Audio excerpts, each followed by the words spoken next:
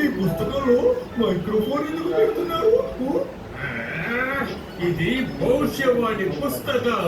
దీన్ని మోటు చదువుతున్నప్పుడు ఈ హెడ్ఫోన్ ద్వారా మీరు దీన్ని వినగలుగుతారు. ఆ తర్వాత భవిష్యవాణిని మీరు నిజం చేస్తారు. అప్పుడు తను అనుకుంటాడు, నిజంగా నేను పరమజ్ఞాని సాధు సన్యాసిని అయిపోయాను అని. అప్పుడు అతన్ని నేను దేశ సేవ కోసం పంపించేస్తాను. ఆ తర్వాత ఇక మనకి అతని గొడవ శాశ్వతంగా అసలు ఉండనే ఉండదు.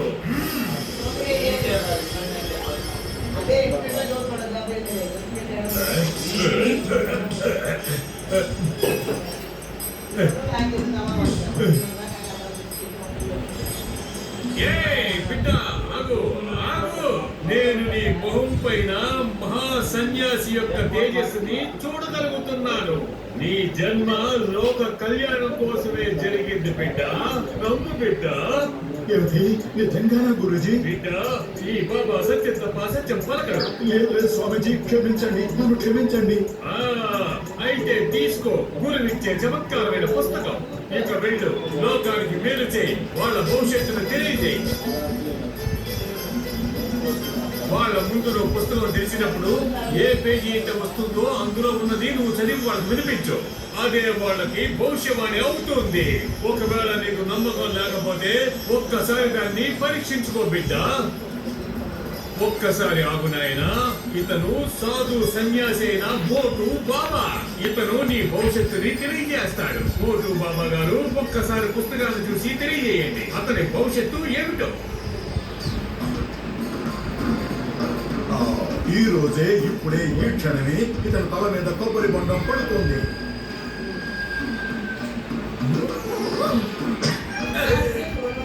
శక్తి కలిగిన సన్యాసి బాబా, మీరు చెప్పింది నిజమయ్యింది. నిజంగానే ఇది చమత్కార పుస్తకమే.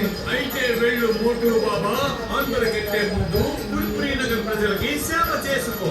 ఆ తర్వాత సమాజ సేవ కోసం దేశ విదేశానికి తరలి వెళ్ళు. వెళ్ళు బిడ్డ. నా ఆశీస్సులు ఎప్పుడు నీతో సదాకాలం ఉంటాయి. వెళ్ళు.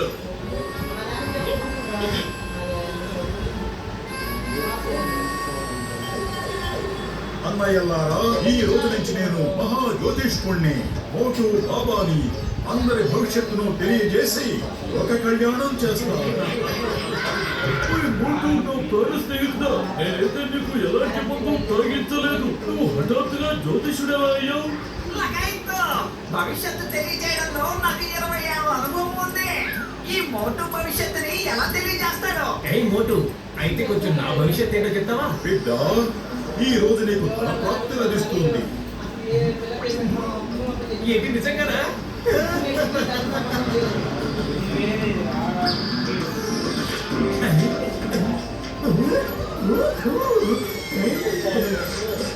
మోటు మహారాజ్, చాలా అద్భుతం. మీరు చెప్పిన భవిష్యత్తు అక్షరాల నిజమైంది. ఇదిగో చూడండి. మోటు మహారాజ్కి జై, మోటు మహారాజ్కి జై. మీరు చెప్పారు కదా ధనలాభం వస్తుంది అని. ఇదిగో వచ్చింది, మీరే చూడండి. జై మోటు మహారాజ్కి, జై మోటు మహారాజ్కి. సంతోషంగా ఉండు బిడ్డ, సంతోషంగా ఉండు.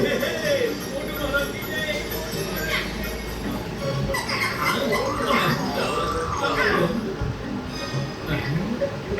కానీ ఇలా జరిగే అవకాశమే లేదే. సరే మోటు, కానీ నువ్వు నా భవిష్యవాణి చెప్పు.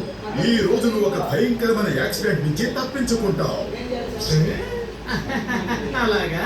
అయితే నేను ఇప్పుడే ఇంటికి వెళ్ళి వస్తాను.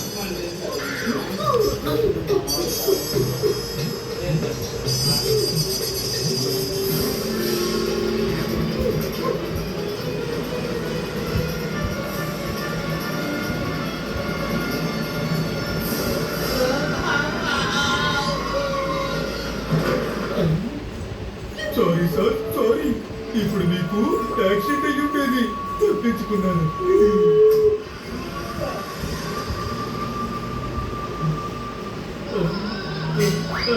మోటు చెప్పింది నిజమయ్యింది. నాకు యాక్సిడెంట్ జరగబోయి తప్పింది. ఆ కారులో ఉన్న నాకు ప్రాణం పోశాడు.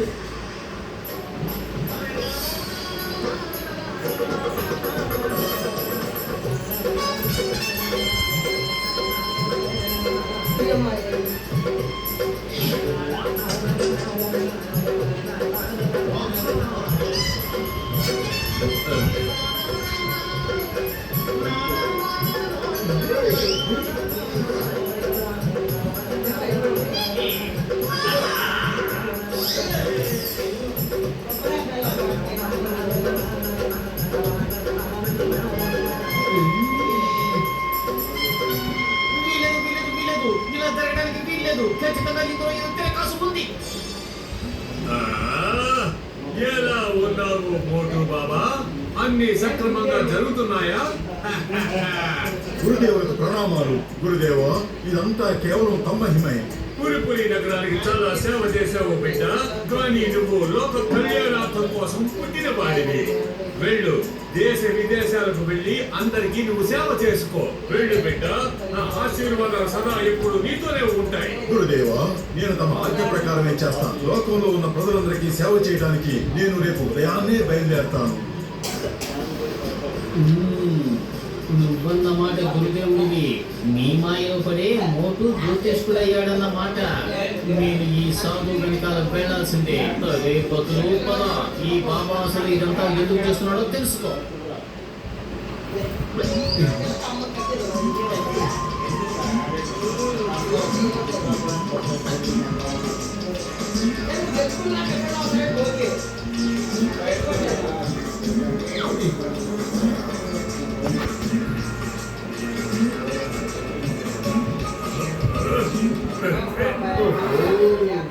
అంటే ఇదంతా ఈ జాన్ బాబా ఆట. నాకు ముందు నుంచి అనుమానంగానే ఉంది. ఇప్పుడు ఉంటుంది అసలైన మజా. పుత్రం, ఇదిగో తీసుకో. మోటు దగ్గర ఎలాంటి పుస్తకం అయితే ఉందో ఇది అచ్చం అలాగే అచ్చుకున్నట్టుంది.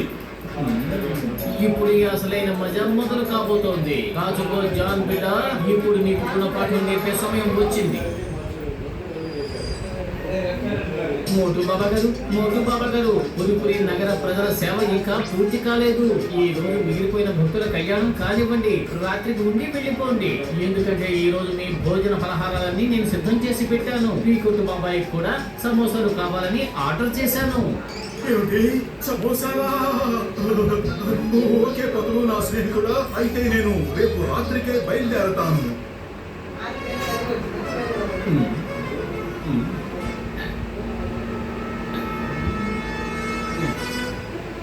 మోటు బాబా, మీ భవిష్యవాణి గురించి నేను చాలా విన్నాను. బాబా గారు, కాస్త నా భవిష్యత్తు కూడా చెప్పండి. నేను ఈ రోజు ఎవరిని కొడతాను? భాస్కర్ బిడ్డ, ఒకవేళ నువ్వు పొడుగు పెరగకుండా గడ్డాలు మీసాలు పెరిగిన వ్యక్తిని, వయసు పెరిగిన వ్యక్తిని పట్టుకుని కొట్టావంటే అప్పుడు నువ్వు వరల్డ్ ఛాంపియన్ కావటంలో ఎటువంటి సందేహము లేదు. అలాగా? మరి పొట్టిగా ఉండి గడ్డలు మీసాలు ఉన్న వాళ్ళు ఎవరున్నారు? మోటు బాబా, ఇక్కడ అటువంటి వ్యక్తి ఒకే ఒక్కరు ఉన్నారు. జాన్. అతను కూడా కొంచెగానే ఉంటాడు. పర్వాలేదా? పొట్టివాడే కావాలి. జాన్ కూడా అలాగే ఉంటాడు కదా. ఏం జరుగుతోంది ఇక్కడ? ఏం జరుగుతోంది? బహుశా ఈ మైక్రోఫోన్ పాడైపోయినట్టుంది. భాస్కర్ అన్నయ్య, అలా చూడు. జాన్ ఆ చెట్టు వెనకాలే దాక్కున్నాడు. ఈ రోజు నా చేతిలో నువ్వు అయిపోతావు.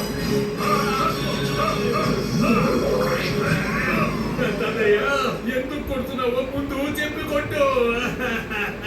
బిడ్డ, ఒకవేళ నువ్వు ఎవరినైనా దొంగను కొట్టావంటే అంతులేని సంపద నీ సొంతం అవుతుంది. మోటు బాబా అంటే జాన్ లాగా. ఎస్, ఎవరైనా దొంగను పట్టుకుని కొట్టు. అరే, ఎవరైనా వాళ్ళని ఆపండి.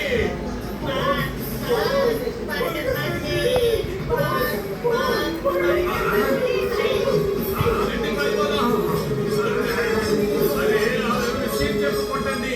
అసలు నన్ను ఎందుకు కొడుతున్నారో చెప్పండి. ఇది పరిచయమని చెప్పింది. నిన్ను కొడితే మాకు బోల్డని డబ్బులు లభిస్తాయట. ఎవరైనా జాన్ అనే పేరు గల వ్యక్తిని కొట్టారంటే మీకు నిధులు దొరుకుతాయి. ఆగండి మోటు బాబా, ఆగండి. అరే, ఇది నాది కాదు. ఈ పుస్తకం నాది కాదు. ఎస్ జాన్, ఈ పుస్తకము నా గురుదేవునిది. నువ్వు నా గురుదేవుడివి కాదు కదా. అది నేనే మోటు, అది నేనే. ఇలా చూడు.